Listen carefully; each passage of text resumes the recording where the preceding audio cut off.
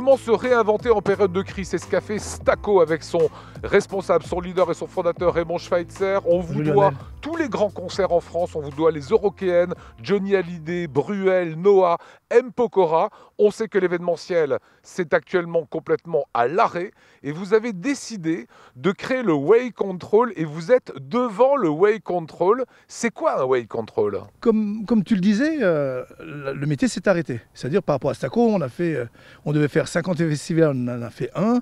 Les concerts, on tourne à quasiment 10 concerts par jour, on en fait 0.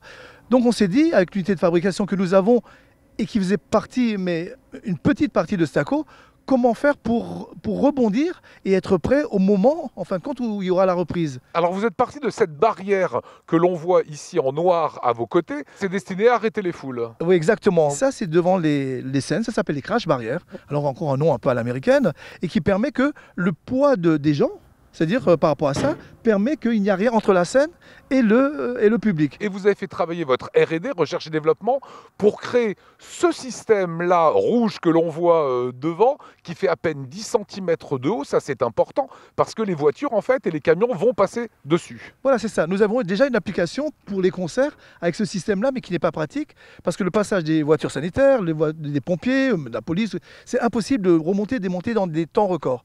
Et donc, on s'est lancé dans un ralentisseur ou dans un dos d'âne. On a pris le principe du crash barrière et on l'a transformé pour le Way Control, qui est un ralentisseur ou un dos d'âne, donc avec les 10 cm obligatoires malheureusement, qui a des contraintes techniques, simplement pour l'appliquer sur les passages soit d'usine, soit de places publiques, soit de concerts.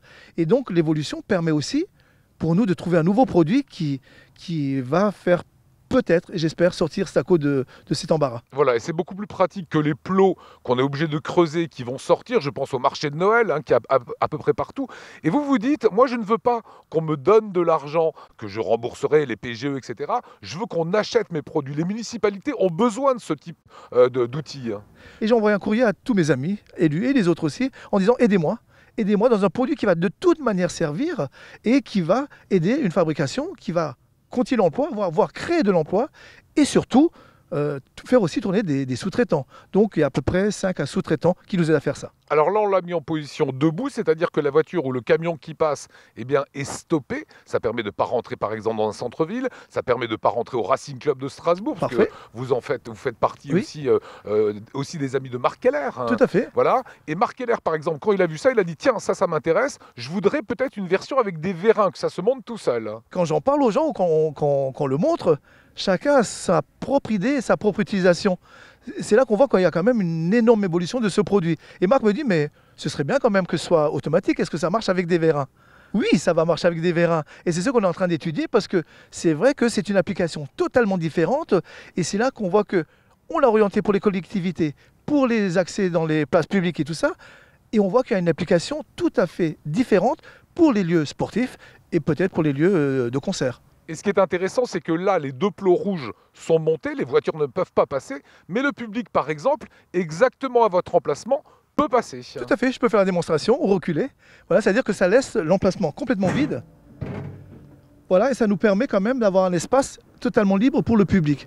Et la partie qui est relevée va pouvoir se remettre en place en 30 secondes ou 40 secondes. On peut remettre la voie complètement libre et le passage des camions ou des véhicules. Donc c'est la gestion de flux de piétons et de véhicules. Et là on est fier, c'est que pour l'instant et après étude, il n'y a pas d'autre système actuel dans cette conception-là. Et c'est du Made in Alsace, on va le rappeler, puisque vous êtes basé, Raymond Schweitzer, à Wasselonne. Dernier point, on peut donner un ordre de prix pour les municipalités, pour les entreprises, les usines qui nous entendent. Un système comme celui-ci que l'on voit là, ça coûte quoi? On a fait une base de 5 mètres, une rue, ça fait à peu près 5 mètres. 5 mètres, ça fait à peu près 12 000 €. Quand je dis 12 000 €, le kit complet. Je pense qu'il en faut au moins 2 pour l'accès, l'entrée et la sortie. Donc pour un budget d'à peu près 20 000 €, on peut sécuriser une place. Et comme tu disais, ça évite les plots de béton qui, en fin de compte, c'est un peu du bricolage, mais il n'y a pas de système.